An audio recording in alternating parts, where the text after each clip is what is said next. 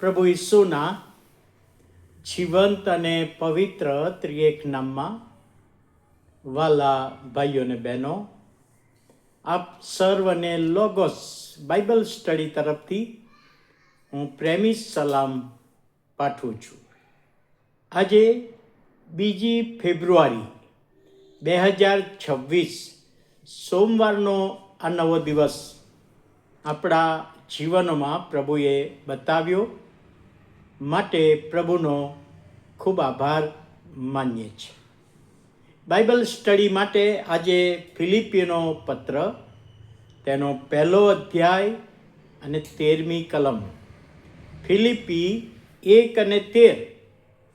કેમ કે ખ્રિસ્તને લીધે જે મારા બંધનો છે તે આખા રાજ્ય દરબારમાં તથા બીજે બધે ઠેકાણે પ્રસિદ્ધ થયા. પાઉલ સુવાર્તાના કારણે જેલમાં છે, બંધનમાં છે, સાંકળે બાંધેલો છે અને એ આ પત્ર જેલમાંથી લખે છે. હવે રોમની જેલમાં જ્યારે એ બંધક હતો ત્યારે એફેસીઓની પત્ર, ફિલિપીઓને પત્ર, કોલોસીઓને પત્ર અને ફિલેમોનનો પત્ર, આ 4 પત્રો એને જેલમાંથી લખ્યા.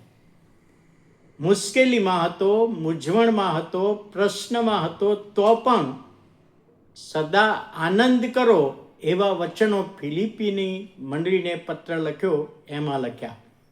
એટલે નવા કરારના આ 4 પત્રો, એફેસી, ફિલિપી, કોલોસી અને ફિલેમોન, એને પ્રિઝન લેટર તરીકે, જેલમાંથી લખેલા પત્રો તરીકે ઓળખવામાં આવે છે.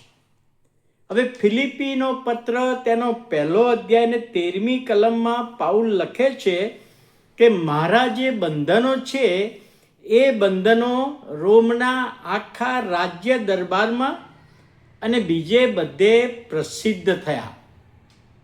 શા માટે હું બંધનમાં છું એ રોમના લોકોએ પણ રાજ્ય દરબારમાં, જે રાજાના મહેલમાં હતા, દરબારમાં હતા, એ બધા લોકોને મારો ગુનો ખબર પડી કે પાઉલનો ગુનો કયો છે જેલમાં નાખવાનો? તો કે છે ઈસુ ખ્રિસ્તની સુવાર્તા પ્રગટ કરતો હતો માટે એને જેલમાં નાખવામાં આવ્યો છે. એ બાબત કે છે રાજ્ય દરબારમાં, રાજ્યમાં નાનાથી મોટા લોકોને એ બાબતની ખબર પડી. અને એ વખતે પાઉલને જ્યારે બંદીખાનામાં નાખવામાં આવ્યો ત્યારે નીરો બાદશાહે એક નિયમ બનાવેલો કે કોઈ પણ જેલમાં કોઈ પણ કેદી હોય તો એના એક પગમાં સાંકળ નાખવાની અને લાંબી સાંકળ 5 ફૂટ દૂર, એ સાંકળના છેલ્લા ભાગે બીજા છેડામાં રાજ્ય દરબારનો એક સરકારી કર્મચારીને એ સાંકળ બાંધવામાં આવે. નીરો બાદશાહે આવો ઠરાવ કરેલો, આવો નિર્ણય કરેલો. એટલે પાઉલના એક પગમાં સાંકળ હોય એક છેડો, અને બીજો છેડો સરકારી નોકરી કરતો વ્યક્તિના ડ્યુટીના ભાગરૂપે એને બાંધેલો હોય.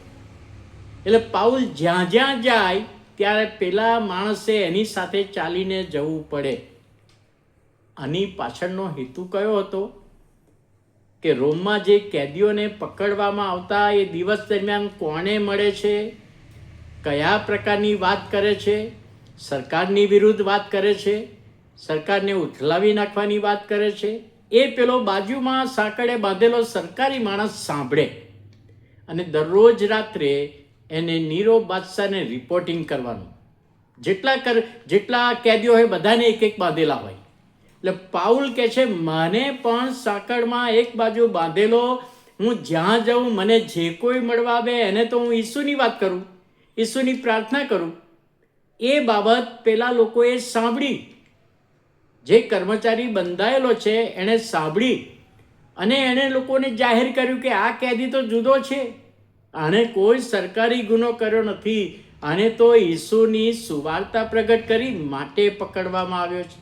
જે કોઈ વ્યક્તિ એને મળવા આવે ત્યારે ઈસુની જ વાત કરે છે, પ્રાર્થનાની વાત કરે છે, તારણની વાત કરે છે, બીજી કોઈ સરકાર વિરુદ્ધની વાત કરતો નથી. એટલે પાઉલ લખે છે અહીંયા ખ્રિસ્તને લીધે, પ્રભુના લીધે જે મારા બંધનો છે, મને સાંકળ બાંધવામાં આવી છે, તે આખા રાજ્ય દરમિયાન બધાને ખબર પડી ગઈ. દરરોજ નવો કર્મચારી એને બંધાયેલો હોય એટલે દરરોજ ખબર પડી અને બીજે બધાને ઠેકાણે એ પ્રસિદ્ધ થયા છે. તો કહેવાની બાબત એ કે હું ઈસુ ખ્રિસ્તના લીધે બંધાયો, પરંતુ એ બંધનો સુવાર્તા પ્રચારને માટે મારે ઉપયોગી થયા. જેણે જેણે સાંભળ્યું એમાંથી કેટલાકે પ્રભુનો સ્વીકાર પણ કર્યો અને એ રીતે દેવના રાજ્યની વૃદ્ધિ થઈ. આપણા જીવનોમાં તકલીફો આવે, મુશ્કેલીઓ આવે, મૂંઝવણો આવે, પરંતુ એ દ્વારા પણ પ્રભુનો મહિમા થાય એ પ્રભુની ઈચ્છા છે. તો આજે આ ટૂંકા મનનને બાઇબલ ટીચિંગ દ્વારા પ્રભુ એનો આશીર્વાદ આપણા જીવનોમાં આપે. પ્રાર્થના કરીએ. પ્રભુ, અમે તમારો આભાર માનીએ છીએ, તમારા નામને ધન્યવાદ આપીએ છીએ. આજના દિવસના આશીર્વાદો આપો. આજનું વચન સમજવામાં આત્માની દોરવણી આપો, સહાય પૂરી પાડો. ઈસુ પ્રભુના પવિત્ર ત્રિએક નામમાં સાંભળો, માન્ય કરો. આમેન.